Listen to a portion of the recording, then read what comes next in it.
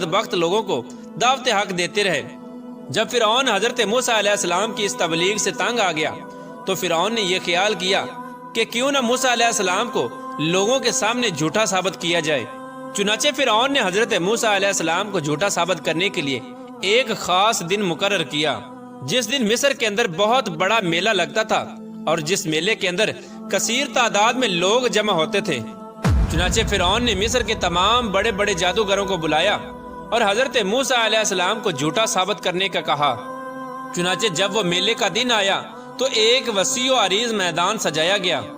اور ادھر فرعون اپنی فرعونیت کے نشے میں مخمور ہو کر اپنے عالی شان تخت پر جا بیٹھا اور سلطنت کے کونے کونے سے بلائے گئے بڑے بڑے جادوگر بھی جمع ہو چکے تھے، اور اس طرح ہزاروں افراد کا مجمع بھی جمع ہو چکا تھا، اور یہ حق اور باطل کا عظیم ترین معرکہ تھا جس کو دیکھنے کے لیے بے شمار لوگ جمع ہوئے تھے۔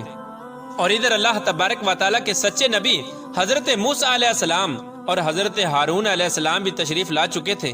اور حضرت موسیٰ علیہ السلام کے چہرہ انور پر جاہ و جلال نظر آ رہا تھا۔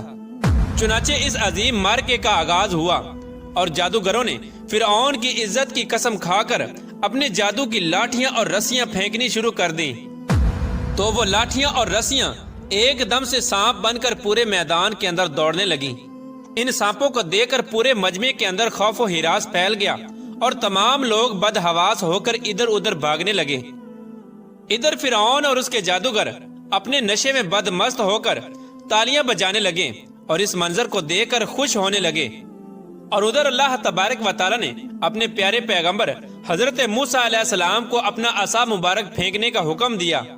تو اس وقت حضرت موسیٰ علیہ السلام نے اللہ تبارک و تعالیٰ کے حکم کی تکمیل کرتے ہوئے اپنے عصا مبارک کو ان سانپوں کے ہجوم میں ڈال دیا۔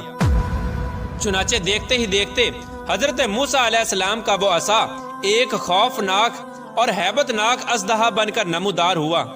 جس نے جادوگروں کے تمام چھوٹے چھوٹے سانپوں کو نگل لیا۔ حق اور باطل کا یہ عظیم الشان معجزہ دیکھ کر جادوگروں کے دلوں میں ایمان کا نور چمک اٹھا، اور تمام جادوگر اللہ تبارک و تعالیٰ کی بارگاہ میں سجدے میں گر گئے، اور تمام جادوگروں نے اللہ تبارک و تعالیٰ کی وحدانیت کی تصدیق کی اور اللہ تبارک و تعالیٰ کی سچی ذات پر ایمان لے آئے۔ چنانچہ جب حضرت موسیٰ علیہ السلام کے اس عظیم الشان معجزے اور جادوگروں کے ایمان لانے کی خبر حضرت آسیہ رضی اللہ تعالی عنہ کو پہنچی تو اس وقت حضرت آسیہ رضی اللہ تعالی عنہ کے دل میں بھی فوراً حق کا نور چمک اٹھا، اور اس طرح حضرت آسیہ رضی اللہ تعالی عنہ اللہ تبارک و تعالیٰ کی وحدانیت پر ایمان لے آئی۔ لیکن ان کا ایمان لانا اتنا آسان نہ تھا، کیونکہ وہ ایک جابر اور ظالم اور خدائی کے دعوے دار بدبخت حکمران کی بیوی تھی، اور حضرت آسیہ رضی اللہ تعالی عنہ کے دل میں یہ بھی ڈر تھا کہ اگر فرعون کو میرے ایمان کا پتہ چل گیا تو وہ ظالم بادشاہ مجھ پر ظلم و ستم کے پہاڑ ڈائے گا اور اپنے ظلم کی تمام حدیں پار کر دے گا۔